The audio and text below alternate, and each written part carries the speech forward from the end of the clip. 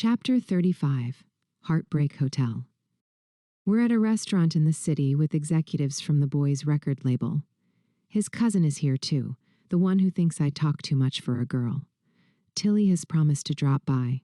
When she does, I'm chatting with Scotty, DJ, and Bill while the boy works the room, charming all the girls and their fathers, the men in suits who hold all the power. "Where's Lil Abner?" Tilly asks after greeting me, looking around. "Over there," I say, looking over toward the bar, where he's surrounded by a crowd of executives' daughters. "So that's how he acts when he takes you out?" she says, disapproving. I ignore her. The boy looks up, waves at me, and notices Tilly. He excuses himself and moves toward us. Approaching, he politely greets her.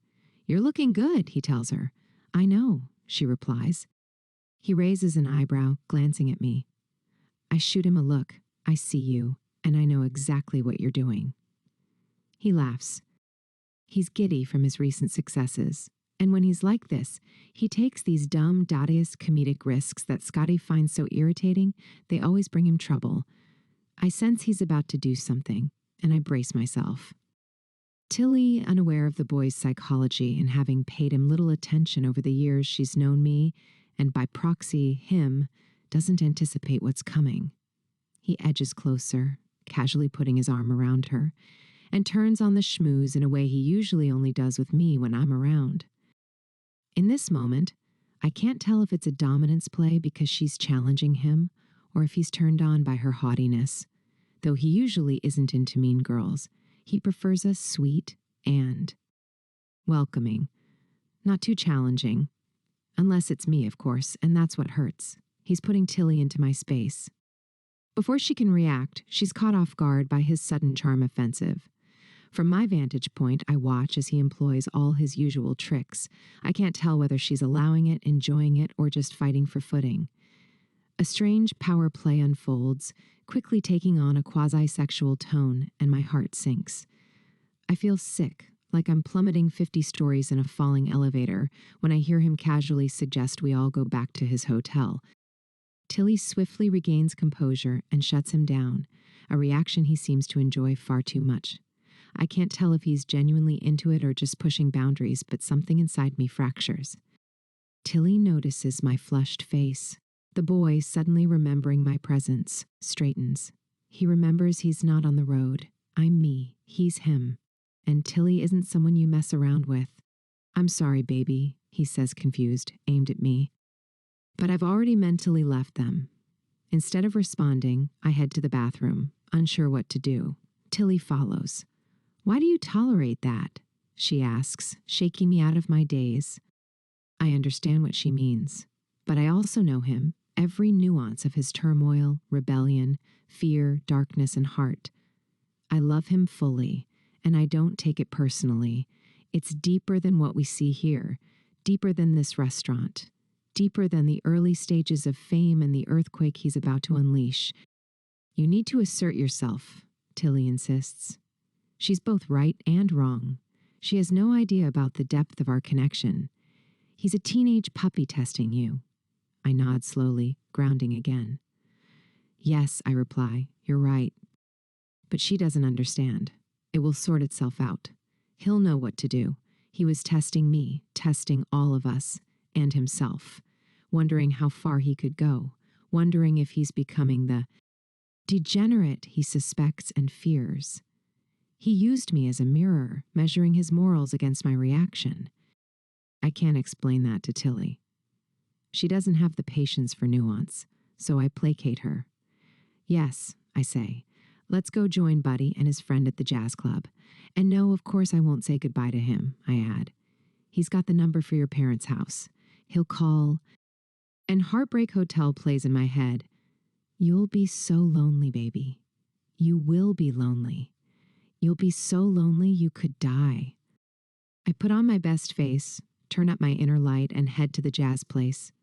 But deep inside, I'm sad because I'm the adult here.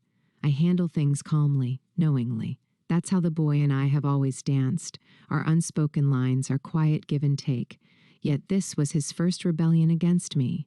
Even if it wasn't truly about me, it was the first time he forgot about me entirely, and I know he's feeling the pain of that now. As I sit in the jazz club a few blocks away with Tilly and Buddy, I'm aware of his silent call. Maybe he is a puppy testing me. Maybe I should assert myself. But deep down, I know I don't need to. It will self-regulate. Generosity always goes further than power plays. I stay a while, then return with Tilly to the Upper East Side. And early the next morning, the phone rings. It's him, downstairs, refusing to leave without me. "Come back to me," he pleads, his voice distinctly Southern. "I ain't never gonna hurt you like that again." I tell him I'll come down, that we can walk and talk. But he cries out, wanting me fully. "I don't want to be without you," he moans, making his tears audible.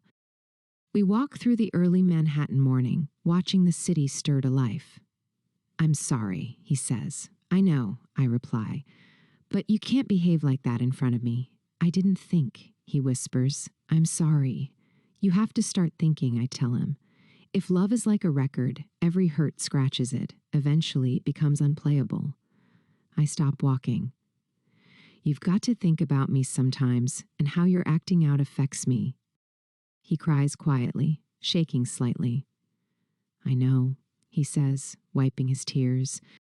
I'm not sure if he's being sincere or playing me. He's both trickster and sensitive, a good kid at heart, but also deeply manipulative when cornered. And lately, I've seen how he's begun to play even me. "I will not allow this callousness into our relationship," I say, cool and calm. "You can check that at the door. You were cruel to me last night," I continue, casually cruel. "You didn't care about hurting me. You were hunting for sport." He starts to shake and weeps openly, though he tries to contain himself since we're on the street. He wants me to comfort him, to say it's okay, but I don't. I stand apart, hands in my pockets, watching. I need him to understand. "I'm so sorry," he pleads, eyes wide and desperate for kindness. I walk on. It pains me deeply to behave this way. I never used to have to. I'm angry with him for forcing this side of me out. "I think I'm becoming corrupted," he says quietly. "I know," I say, turning toward him. "I can tell." We talk it through. We rest at his hotel. Before I return to Bryn Mawr, I spend my last day in the city with him. I sense that the realization that I might not keep accepting his flippancy or meet him with unconditional love like I always have has jolted him out of a false sense of safety. So he does something he hasn't done in months. He steps out of the whirlwind for a moment, leaves the tornado behind, and he lives inside the stillness, the bubble we'd created as adolescents. And in that quiet, something in him cracks open. "This is too hard," he whispers late that night, clinging to me. "I'm never going to love any girl as much as or the way I love you. It's too painful to go through." I say nothing. I just hold the hand that's wrapped around me close to my chest. "I'm going to be the one in control whenever I date someone else," he adds after a pause. I turn to look at him. "And you'll tell me all about it, will you?" I smile. "Maybe don't." He giggles for the first time in a while. "I'm sorry. I forgot."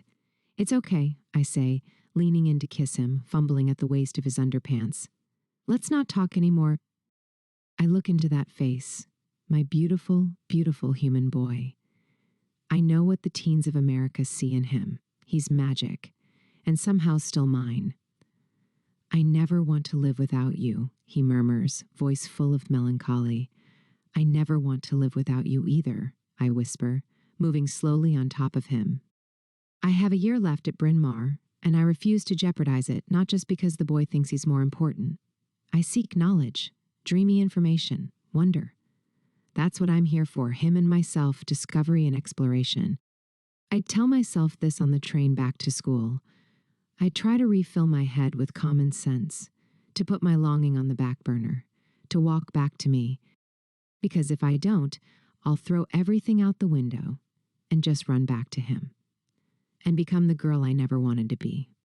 So I sit here, trying, really trying, to reset, to know my own mind again, to find my footing. Chapter 36, Mystery Train. The boy is now a superstar. I can't explain it. I've never experienced anything like it, nor, I believe, has America. It's unnerving.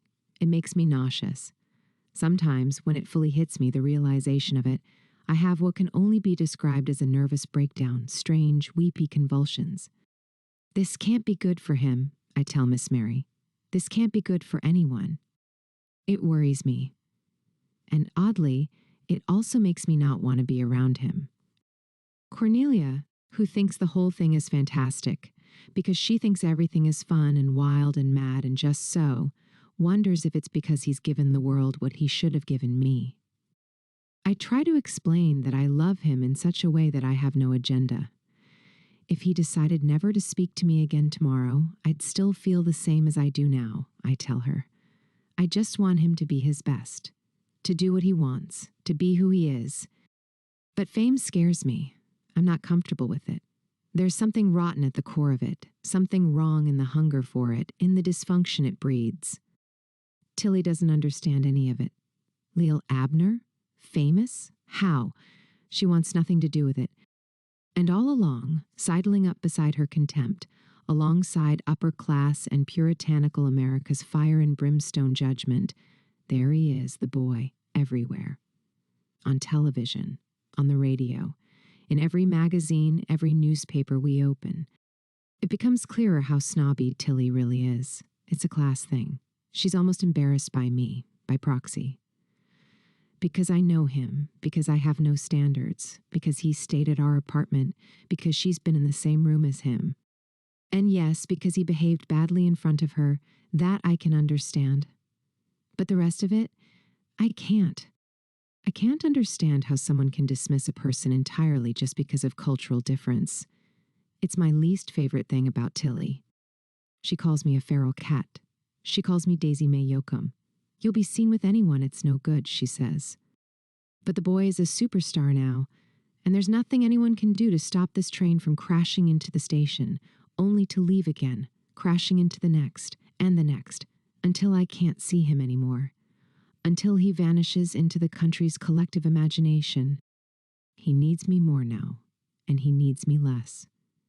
I don't know how else to describe it. He's busy, distracted yet nervy, not sleeping. And when he's like that, he's porous. He needs coddling more than usual, babying. But it's a fractured kind of need, the kind that leaves little care behind.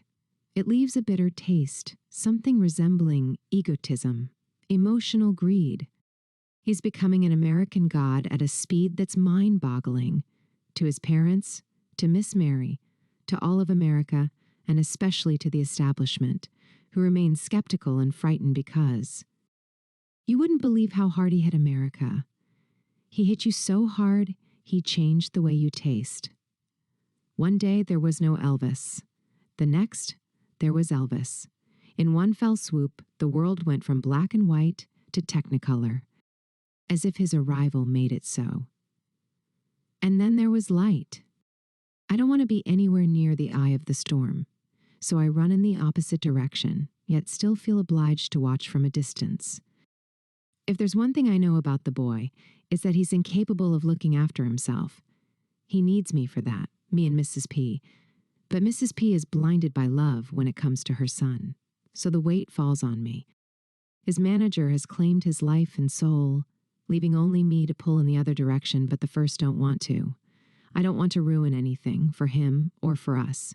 I don't want to push him away or impose some know-it-all, what's best for you authority. Because a person needs to feel free, accepted, able to run back to me when he wants to. Even if I were just his guardian angel or imaginary friend, he could still shut me out. He can still decide he wants nothing to do with that side of his inner life. He is a rebel when it comes to well-meaning advice and moral whisperings. He wants to do it himself. He does not want to feel belittled. I have no need to put myself above him. I don't want to spoil that for him, nor do I want to be part of the electric stress and nerves of this new life. I want to be at the center, the calm place, the essence of what it's all about. That's where I want to be in all my relationships. Not out there among those who wear masks, fake it, and chase self-serving agendas. I want to be where purity lives, where peace of mind, body, and spirit fills us both with the same joy my grandmother's country garden once gave me as a child, before I was sent to live with Miss Mary in the great white Memphis mansion. That garden is the only place I still remember clearly from my old life: the trees, the grass, the stream, the open fields, the endless views. That's what I want the boy in me to have, always. I don't want to be anywhere near fame, because there the center cannot hold. There we become atomized, broken, possibly never able to come back together again. From there a person might never recover. And I fear I've already lost him, to the wilderness of his restlessness and his lazy intellect. He's realized he can get from A to B with little effort, and I wonder if he'll stop trying, with me or with his music. I already see a careless streak in him that wasn't fully developed before. It showed when he was a boy and stopped doing schoolwork just because he didn't feel like doing it no more. He is lazy, yet he has an impeccable work ethic. It's hard to describe the dichotomy, and now he lives in a world that demands his all. I don't know how he'll navigate it, and I don't want to be around all the time, because I've already seen him treat me carelessly. With that casual cruelty he's begun showing more and more to others when he isn't being his old self. The sweet, considerate, thoughtful, devoted son he was, before this year turned him into a worldwide phenomenon.